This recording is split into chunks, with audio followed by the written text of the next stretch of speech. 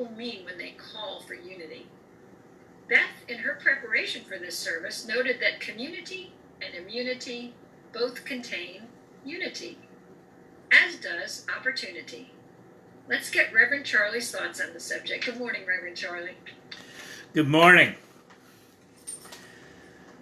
Throughout my ministry and most of my life, actually, I've embraced the thought that we are one. This great ideal that underneath it all, we are all human beings, earthlings sharing the same planet.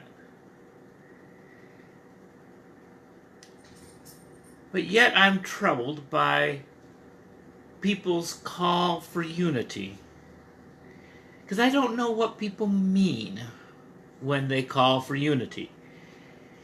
Is there some unifying principle that we can build on? Or do we just pretend that everything's fine? Or do we have to have good ideas vanquish bad ideas? I've always believed or hoped that human beings, given the opportunity, can do better. I kept the faith that ultimately that all of us want to live in peace. But more and more, it seems that bigotry and tribalism is the norm. I once truly believed the words of Edwin Markham. He drew a circle that shut me out. Heretic, rebel, a thing to flout. But love and I had the will to win. We drew a circle and took him in. But now I wonder, is this realistic? Do I want to invite abusers into my circle? Do I have enough love to win over people who hate all I stand for? Those who hate human rights, gay rights, civil rights, women's rights, trans rights, immigrant rights. How can I be safe from polluters, lovers of violence, deniers of science, toxic people? Do I have to agree with ignorance just to have harmony? What's behind these calls for unity? Are they merely conformity? Do I have to propose something wrong in order to get bipartisan support? But at the same time, unity cannot be built on coercion.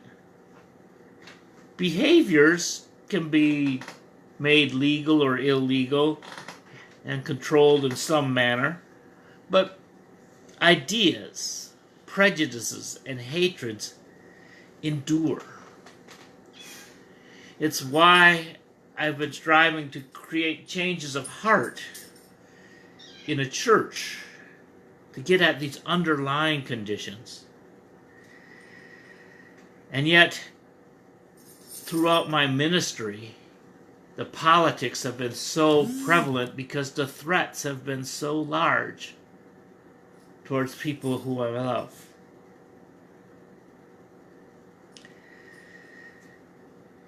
Maybe tribalism is the only thing that humans have in common. Maybe our brains have a default setting of us versus them. There's the science fiction fantasy that when the aliens attack, everybody will come together. I now doubt that that's true, because I myself might side with the aliens. How can they be worse to humanity than humanity has been to itself? I used to think that people would learn to avoid war like the plague. until I witnessed people warring over whether to avoid the plague. Realism has kicked me upside the head. I find myself feeling rage that I once thought was beyond my capabilities. You know, the I'm going to confront this person in the grocery store type of rage. And it's an impotent rage. A rage that stands by helplessly as a man kneels upon another man's neck and kills him. And I'm worried that, like many times before, that man will get away with murder. And if the perpetrator is convicted, will it merely be the exception to the rule? Or will new laws be made that make it illegal to video or testify against the police state? Tribal minds, mine included, are already convinced that conviction or acquittal is irrelevant. People will cite it as the exception that proves the rule. I've never understood that phrase. Thus, I am in a quandary.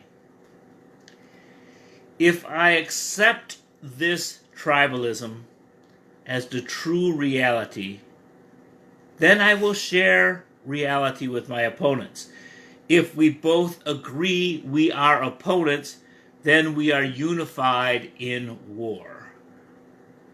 Perhaps descent into chaos is the true reality.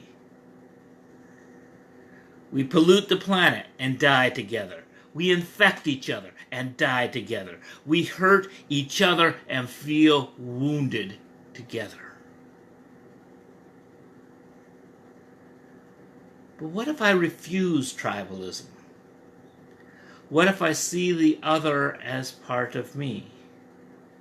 What if I return insult with kindness? What if I seek common ground while they are seeking higher ground? Well, all my offers of kindness can be refused. All the good I try to teach will be derided as false. What I build for years can be destroyed by a few in moments. Every hope is in danger of being dashed. Every compliment gets an insult in return. To have empathy with someone who hates me. Empathy means to feel what the other one is feeling. To join them in empathy means hating myself. Is that the sacrifice I'm willing to make for unity? But when I feel like joining them and exchanging insult for insult, I feel I have already lost. I hate the person I'm becoming when I'm this combative. But I also hate always having to be the responsible one, the adult in the room, the one who has to be a duck and let the shower of insults roll off my back. Depending on waterproof feathers, when my feathers are ruffled, I feel very vulnerable. I recall some folksy sayings like, never get down in the mud and wrestle with a pig. You will hate getting dirty, and the pig enjoys it. So, brute force really isn't an option. And there's another saying, never play chess with a pigeon. The pigeon will poop all over the board, knock over all the pieces, and declare itself the winner. So reason. Our cherished Unitarian Universalist reason doesn't seem to be an option. So what are we left with? What are we to do? How do we become realistic without forsaking our ideals?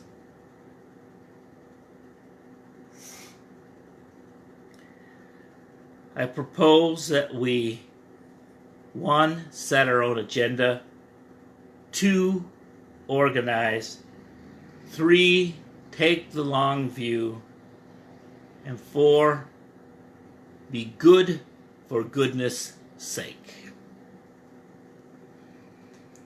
The first, the setting of our own agenda. They cannot make us hate them. Refuse to take the bait. Do not be trolled. Do not play their game. Do the good that you want to do in the world. Overcome the obstacles in your own path. Do not focus on the obstacles. Focus on the goals. Do not be trapped by false unity or discouraged by false division. A good idea is good for all people. Keep focused on the common good. Do not seek to destroy others.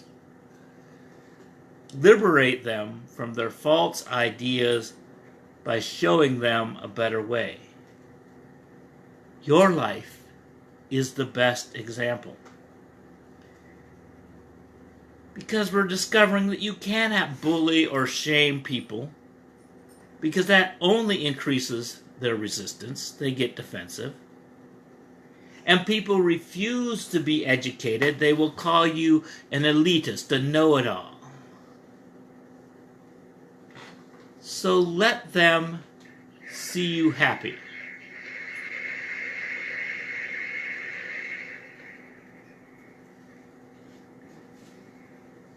While they stew in their own anger. Refuse to accept it or return it when it is hurled at you. Then maybe they will choose happiness. However, we must remember that we are not responsible for their choices. Stick with your choices and move forward. Second, organize. Find kindred spirits. Find people who share your goal. Find those who share your grief and anger. Find those willing to sit down with you through a long night, hoping for dawn. Share your ideas and welcome people who accept them. Keep the door open to learn new ideas, even in a polarized country. There is a vast disconnected middle. In the most recent election, 81 million people voted for the winner. 80 million eligible voters did not vote, and 74 million voted for the loser. And that's a good result, because usually non-voters are the highest number in any election. There's a mass of people that feel they do not belong, or that their voices do not count. They tend to be younger, poorer, more likely to be an immigrant or a person of color. So rather than trying to convert those that oppose their ideas, both parties should try to enfranchise the disenfranchised. Affirm their importance. Make them feel welcome in this country. help them get paid for the essential work they do. We need to minister to those who feel left out.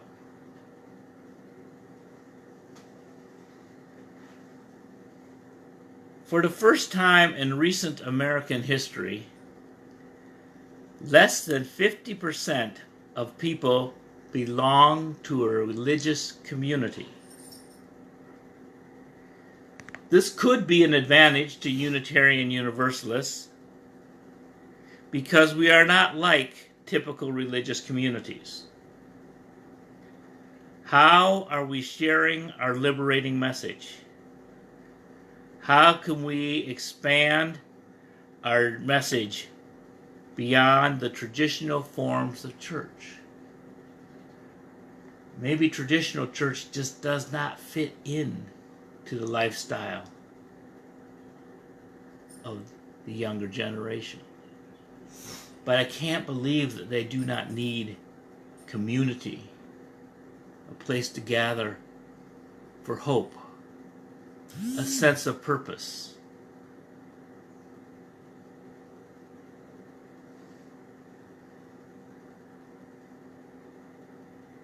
Three, take the long view. All defeats are temporary. George Harrison wrote, "Sunshine does not last all morning. A cloudburst doesn't last all day." By taking the long view, we don't get overly excited by political victories or defeats, or personal victories or defeats in our relationships. Because victory can lead to arrogance, and arrogance can be our downfall. Defeat leads to reimagining our ideas and strategies, and creativity will bring new hope and better results. All victories are partial. They are just possibilities to move to the next step. Whenever scientists make a new discovery, they also discover how much more is yet unknown.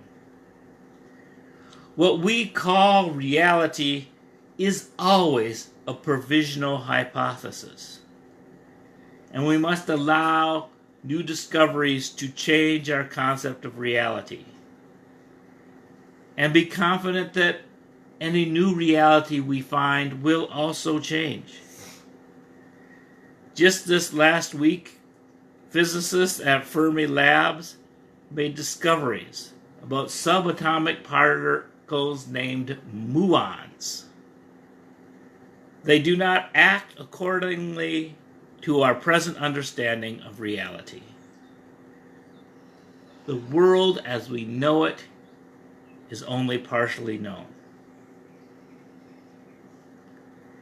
Just come to this idea that there are lots of people in my lives who are muons. They do not act according to my present understanding of reality. This should teach all of us to hold on to our biases loosely. Allow space to be surprised by those you view as totally wrong. And be willing to learn that you are not always totally right. In this country, some innocents are executed, while some perpetrators get away with murder. There's no guarantee that the right idea gets the proper result. We should not define success by money or status, but by our own integrity. That is why it's helpful to be good for goodness sakes. I cannot be focused on whether I win, whether I'm personally rewarded or punished.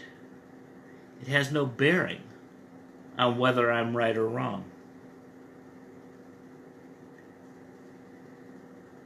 We need to learn to live by our own integrity. Are we willing to advocate for what we believe? Are we willing to learn from our mistakes?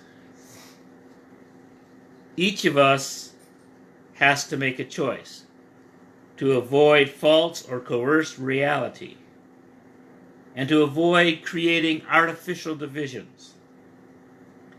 Each one of us is part of the all. We may not know how we are connected, but we are connected. One of our many slogans in our country is E pluribus unum, out of many one. And this is true even at the atomic level. Positive and negative particles are needed to form reality. And unknown forces are also at play. And they do not always behave the way we think they should. We cannot just pick a side and defend it.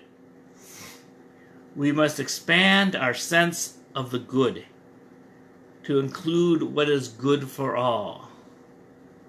For some reason, we need the positive and the negative and the neutral and the quirky and the quirky. Do not be focused on reward. Do not focus on punishment. Living in shame or blame traps one in the past. Recognize the reality of where the past has brought us. Fix what can be fixed. Let go of what is unfixable. And find a way to keep on moving forward. Be open to possibilities that one cannot imagine. Be good in hope that goodness is real and goodness may be realized. May we bless and be blessed.